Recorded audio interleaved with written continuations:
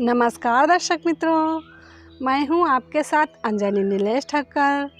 तो आज बात करेंगे वैदिक पंचांग के बारे में। उससे पहले मैं आप सभी से आग्रह करना चाहूँगी कि यदि आप हमारे चैनल में पहली बार आए हैं, नए आए हैं, तो रोज़ वैदिक पंचांग को प्राप्त करने के लिए हमारे चैनल हमारी सनातन संस्कृत चैनल को सब्सक्राइब अवश्य कर लीजिए और बेल आइकन को प्रेस कर दीजिए ताकि आगे आने वाले वीडियो की जानकारी आपको मिलती रहे।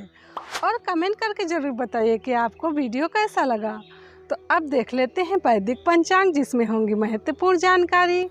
वैदिक पंचांग दिनांक 7 सितंबर 2022, दिन बुधवार, विक्रम संवत 2079, गुजरात 2078, शक संवत 1944, आयन दक्षिणायन, ऋतु शरद ऋतु, मास भाद्रपद, पक्ष शुक्ल, तिथि द्वादशी रात्रि 12:04 तक तत्पश्चात त्रयोदशी, नक्षत्र उत्तराषाढ़ शाम 4 बजे तक तत्पश्चात श्रवण, योग शोभन 8 सितंबर रात्रि 1:16 तक तत्पश्चात अतिगंड, राहु काल दोपहर 12:37 से दोपहर 2:10 तक, सूर्योदय 6:24, सूर्यास्त 18:48, दिशा शूल उत्तर दिशा में।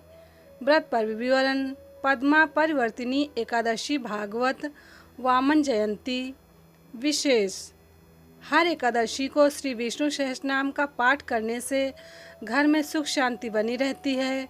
राम रामेति रामेति रमे रामे मनोरमे सहस्रनाम तातुल्यम राम नाम रानने। आज एकादशी के दिन इस मंत्र के पाठ से विष्णु सहस्रनाम के जप के समान पुण्य प्राप्त होता है। एकादशी के दिन बाल नहीं कटवाने चाहिए। एकादशी को चावल व साबूदाना खाना वर्जित है।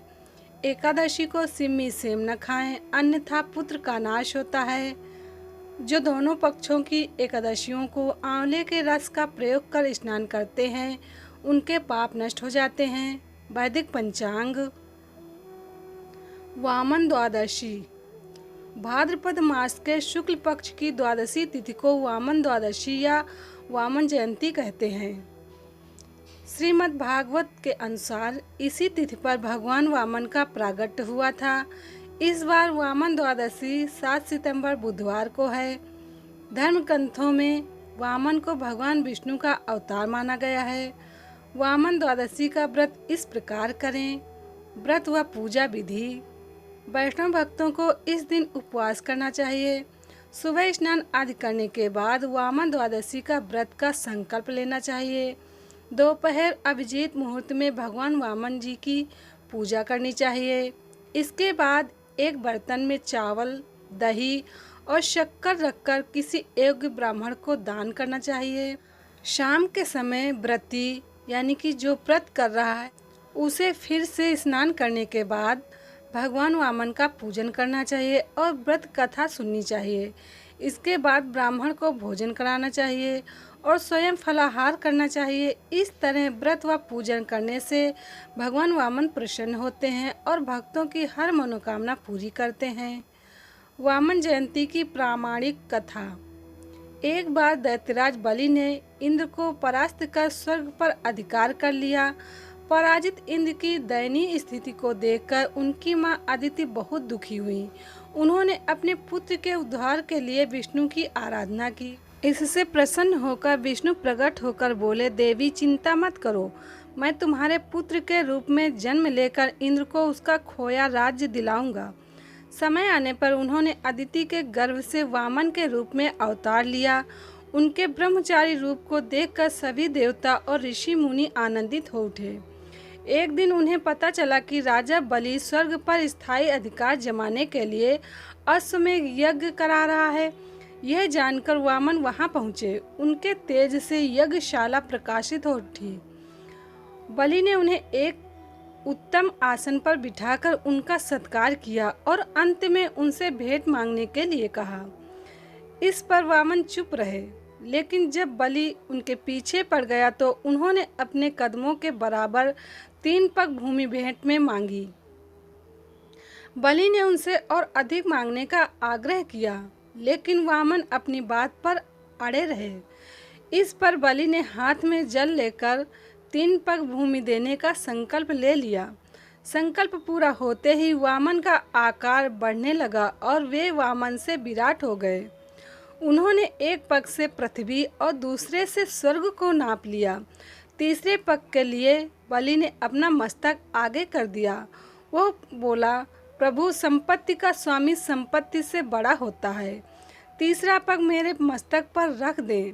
सब कुछ गंवा चुके बलि को अपने वचन से न फिरते देख वामन प्रसन्न हो गए। उन्होंने ऐसा ही किया और बाद में उसे पाताल का अधिपति बना दिया और देवताओं को उनके भय से मुक्ति दिलाई। वैदिक पंचांग। प्रदोष व्रत। हिंदू पंचांग के अनुसार प्रत्येक महीने की दोनों पक्षों की त्रयोदशी तिथि पर प्रदोष व्रत किया जाता है। ये व्रत भगवान शिव जी को प्रसन्न करने के लिए किया जाता है।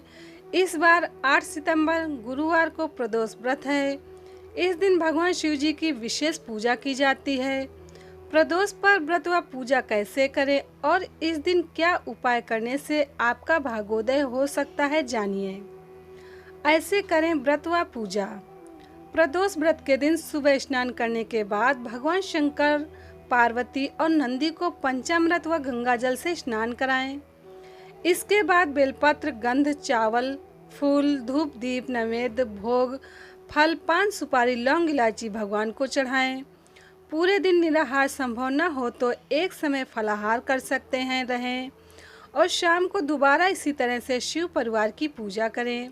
भगवान शिव जी को घी और शक्कर मिले जौ के सत्तू का भोग लगाएं। 8 दीपक 8 दिशाओं में जलाएं। भगवान शिव जी की आरती करें। भगवान को प्रसाद चढ़ाएं और उसी से अपना व्रत भी खोलें। उस दिन ब्रह्मचर्य का पालन करें।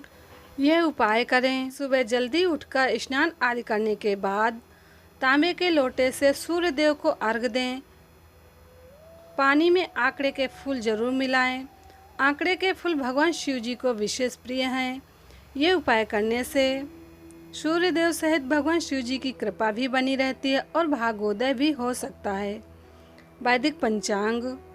वैदिक पंचांग संपादक अंजनी नीलेश ठक्कर। वैदिक पंचांग प्रकाशित स्थित सूरत शहर, गुजरात। वैदिक पंचांग। तो अब यहीं पे मैं अपनी वाणी को विराम दूंगी। कल फिर मिलेंगे वैदिक पंचांग को लेकर, जिसमें होंगी महत्वपूर्ण जानकारी। तब तक के लिए नमस्कार।